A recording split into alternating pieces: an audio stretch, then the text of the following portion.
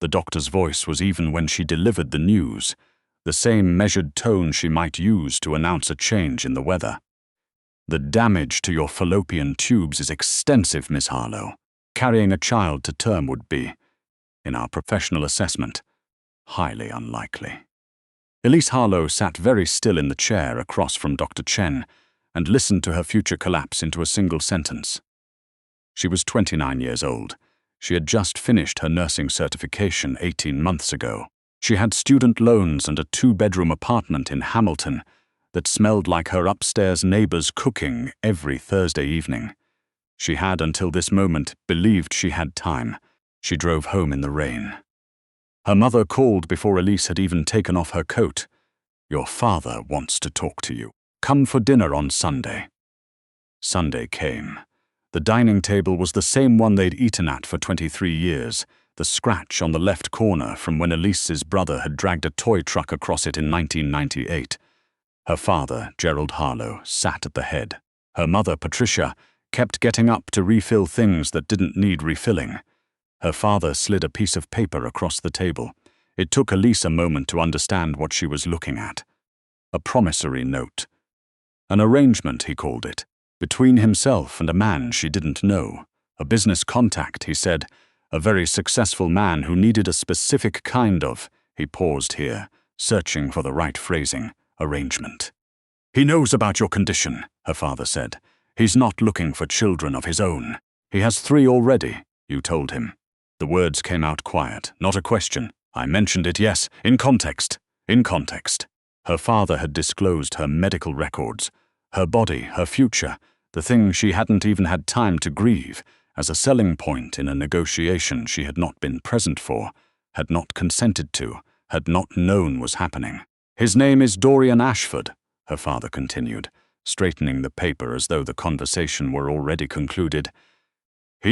Well, you'll see, he's agreed to a financial arrangement that will clear the remainder of your student debt and assist with the mortgage on this house." "Your mortgage," Elise said. "On your house." Her mother finally sat down. She didn't say anything. She looked at her plate. Elise drove home in the rain again. It seemed to rain a lot that month. She told herself she wouldn't go. She said it out loud in her apartment on Monday, and again on Wednesday, and on Friday she stood in front of her closet for 40 minutes before choosing a grey dress that was neither too formal nor too desperate looking, and drove to the address her father had texted her with a short note that read, "Sunday, 7 p.m. Don't be late. This is important for all of us." The house was in Ancaster, old money neighborhood, mature trees, the kind of street where the houses were set back far enough from the road that you couldn't quite see the front doors. The gate was wrought iron. A man in a dark coat opened it without her needing to press anything. She hadn't even known there was an intercom. She sat in her car for 3 minutes before going in. The man who answered the door was not what she'd been bracing for. She had constructed someone older in her imagination, heavy, self-satisfied, the kind of man who buys things because buying things is the only language he knows. Dorian Ashford was perhaps 38, dark-haired, grey at the temples. He had the kind of face that looked like it had once known how to smile easily and had since forgotten the mechanism. "Mrs. Harlow," he said. "Mr. Ashford," she said. They regarded each other across the threshold. "You can come in," he said, "or you can leave.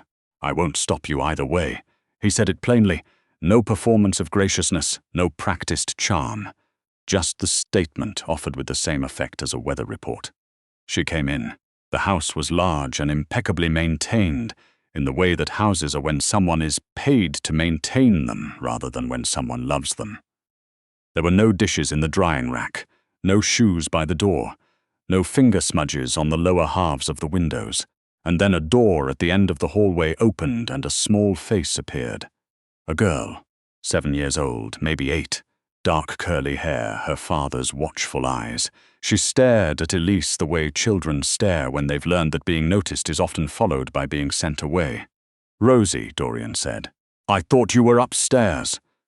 "I wanted water," the girl said. She didn't move. "The kitchen is that way," he said. She didn't go toward the kitchen. She kept looking at Elise. "Hi," Elise said. "Are you the new one?" Rosie asked.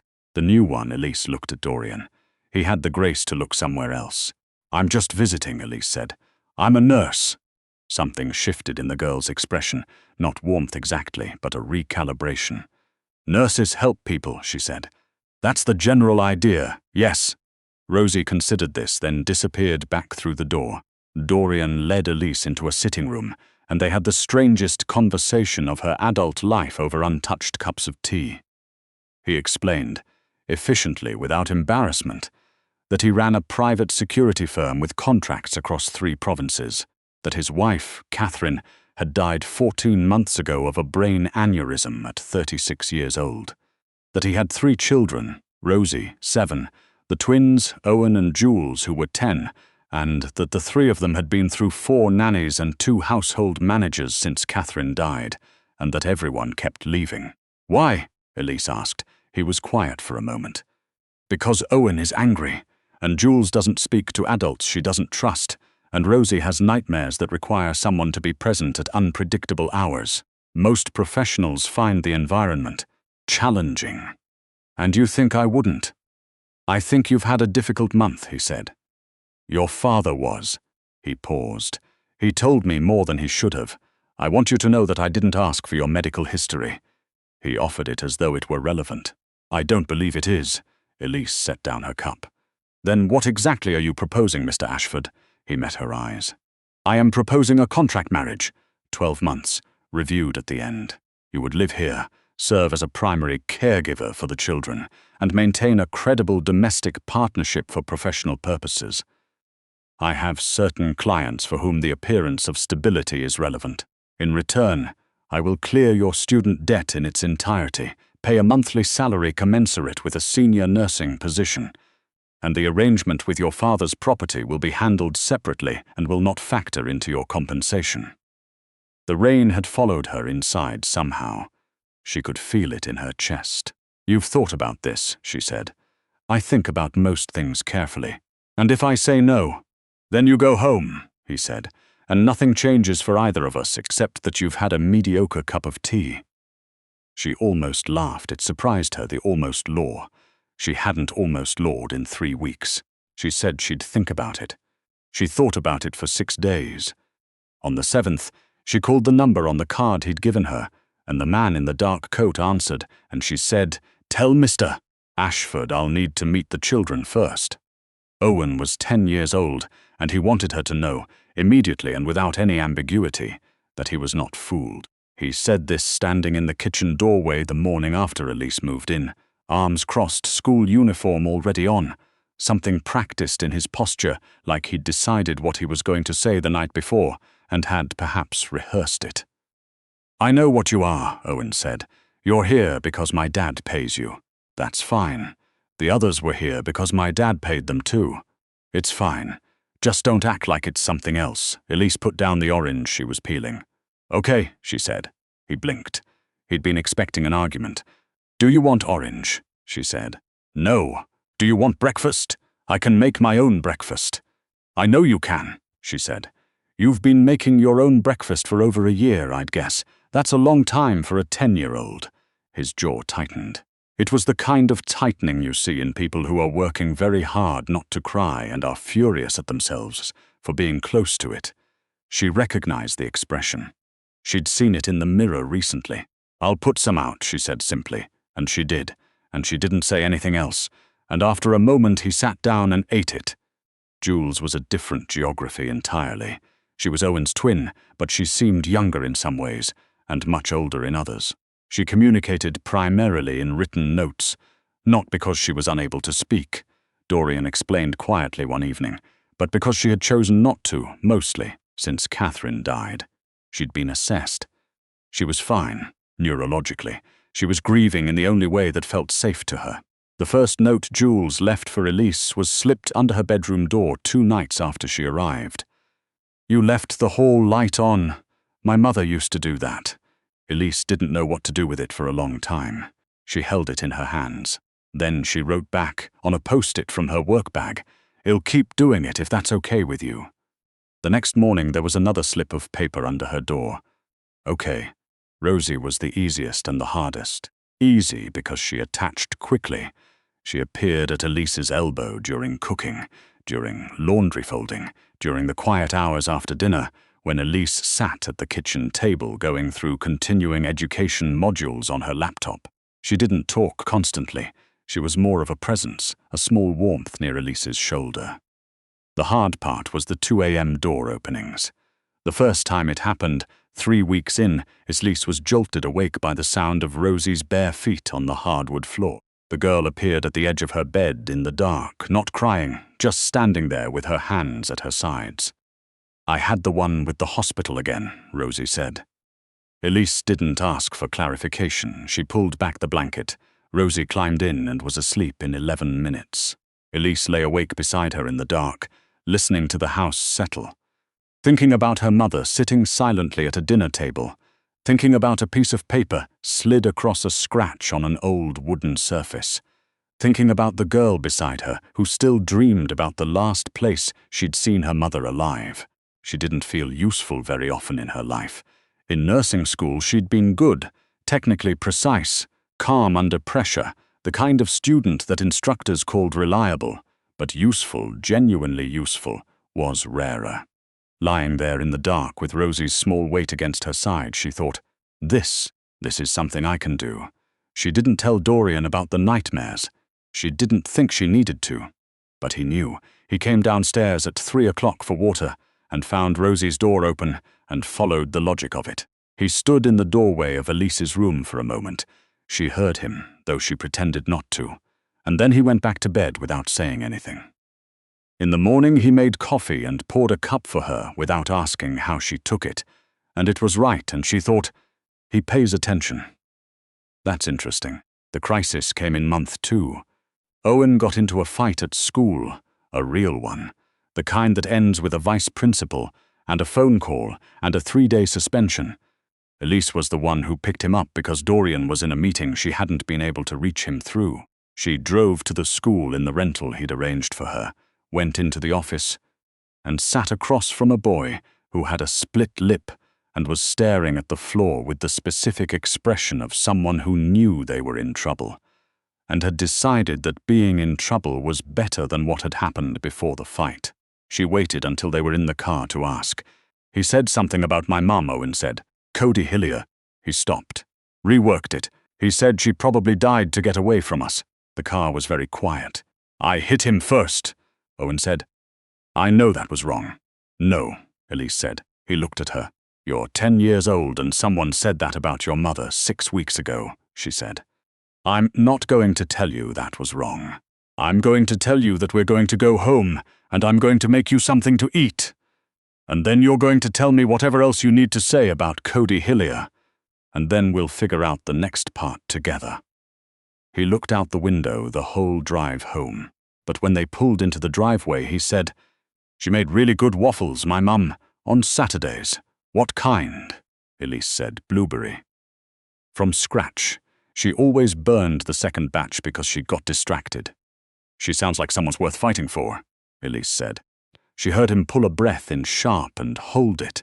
He didn't cry, but it was a near thing. Dorian came home at 6. She gave him the school's paperwork and a brief summary and watched him process it, the stillness that moved across his face like weather.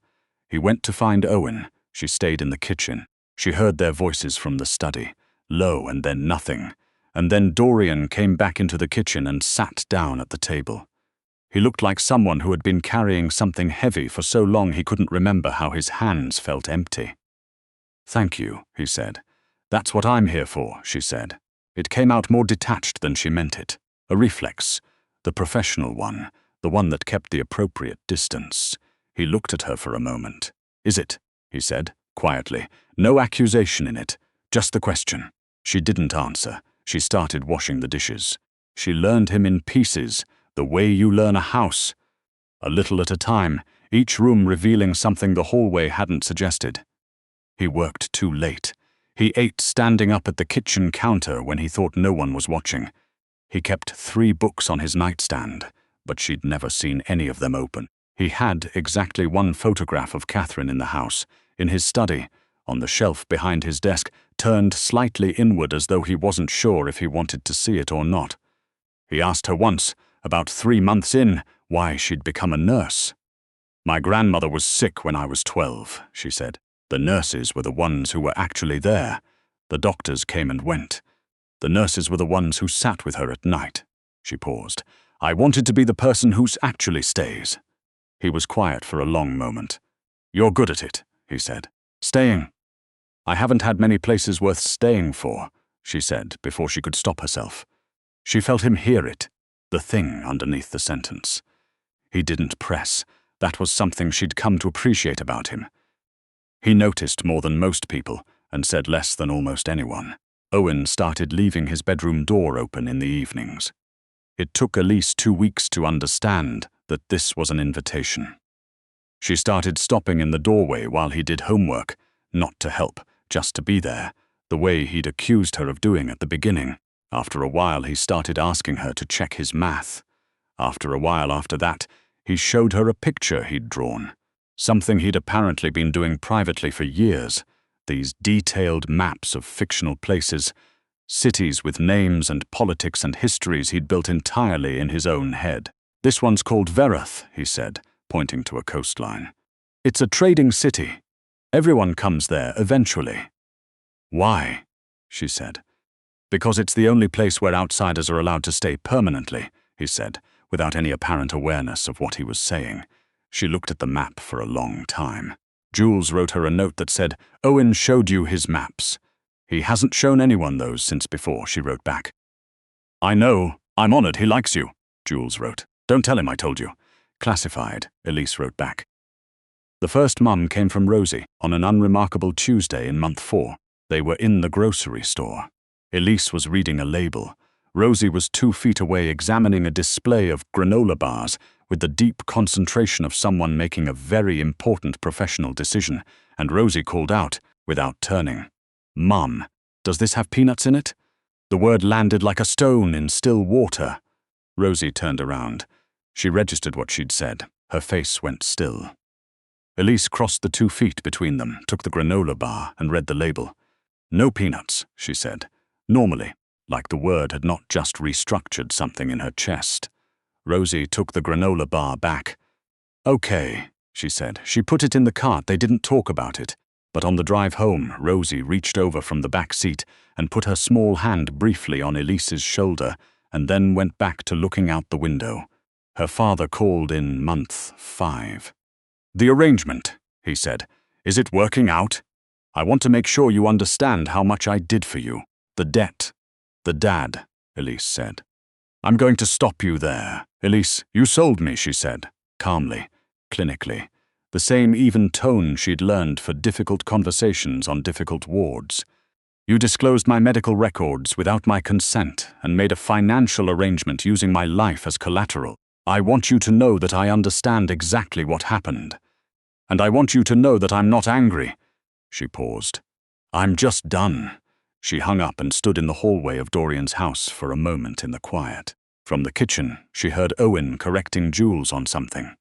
Jules responding in the small voice she'd started using again, gradually, over the past weeks, Rosie's higher register cutting through both of them. The sounds of an ordinary, difficult, specific family. She went back to the kitchen. Dorian was at the counter reading something on his laptop. He looked up briefly when she came in, then back to the screen. But she saw him take note of something in her face, file it away. There's leftover soup, he said. Thanks, she said. She sat down at the table and listened to the 3 kids argue companionably about something that didn't matter and ate soup from a bowl that was already the right temperature, and thought that the body doesn't always know the difference between relief and grief until much later. The danger came suddenly, as it tends to. Month 6, a Wednesday. She was bringing Jules home from a violin lesson when the car that had been following them for 3 blocks pulled up to the same curb outside the house. She knew before she knew, in the way nurses develop, a pattern recognition for things that are wrong before the evidence has fully assembled. She kept her voice even. Jules, I need you to go inside.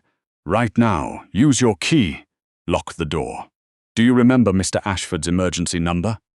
Jules looked at the car. She was 10 years old and she had her mother's watchfulness and her father's ability to be still under pressure. She nodded. Go, Elise said.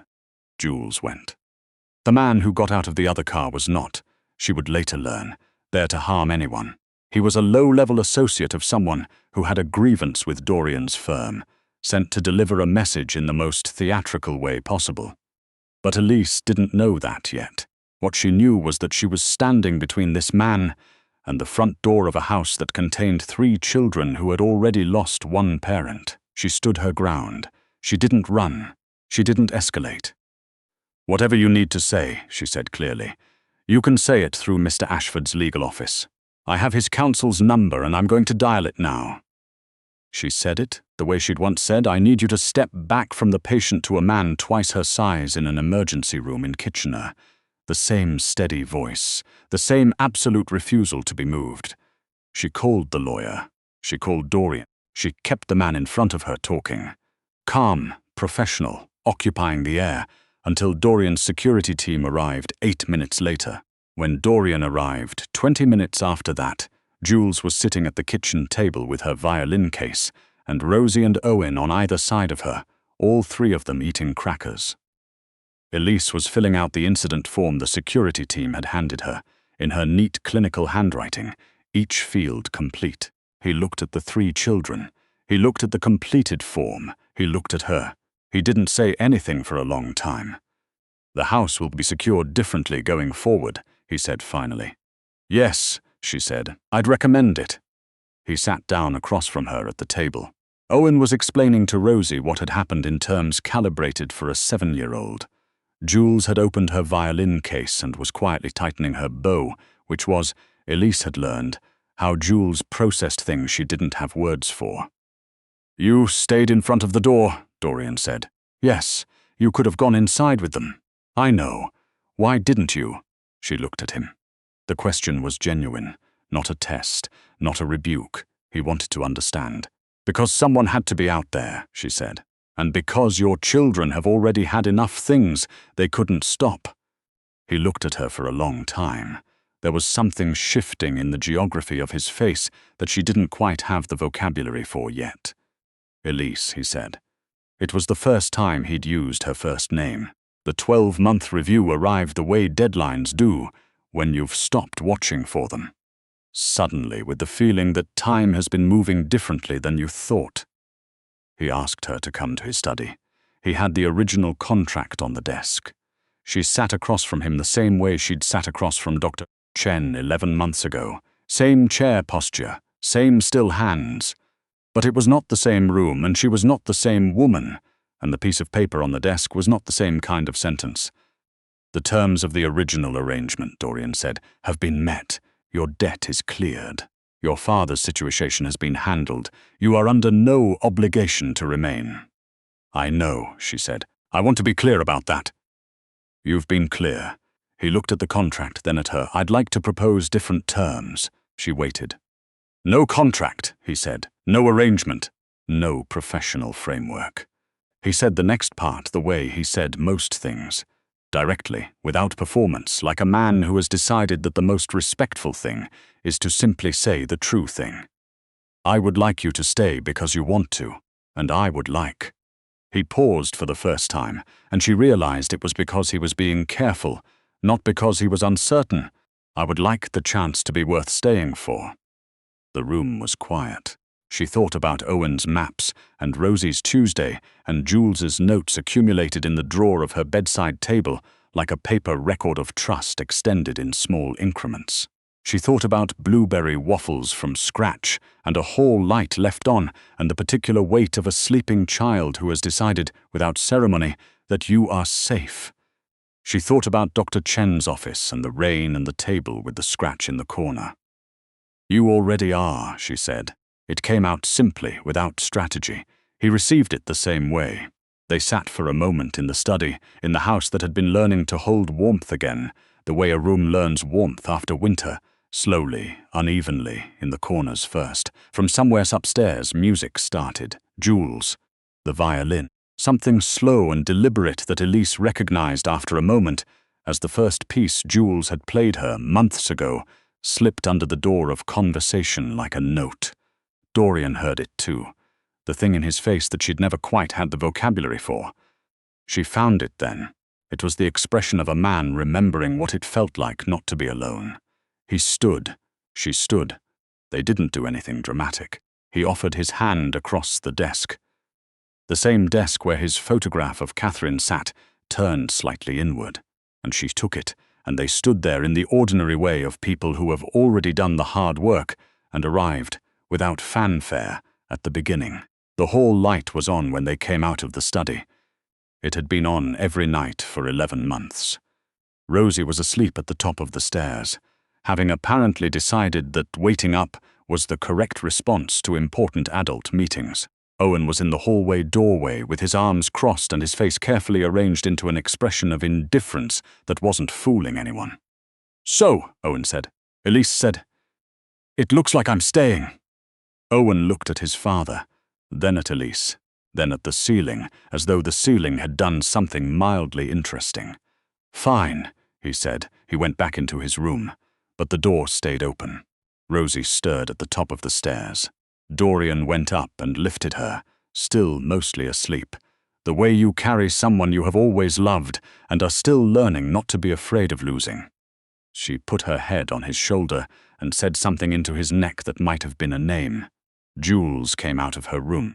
She stood on the landing and looked down at Elise in the hallway below, and after a long moment she held up the bow of her violin, a small, precise acknowledgement, before going back inside. Elise stood in the hallway of the house in Ancaster, with the hall light on, in the quiet after the music had stopped, in the specific and uncomplicated warmth of a place that had decided to keep her. She hadn't been looking for a family. She'd been trying to survive a sentence a doctor had read to her, like a weather report. But somewhere between a Tuesday in a grocery store and a piece of paper slipped under a door and a boy who had maps of places where outsiders were allowed to stay, she had become, without ceremony or announcement, entirely essential to the lives of 4 people who hadn't known they needed her, and she, who had always known how to stay, had finally for the first time found somewhere she wanted to.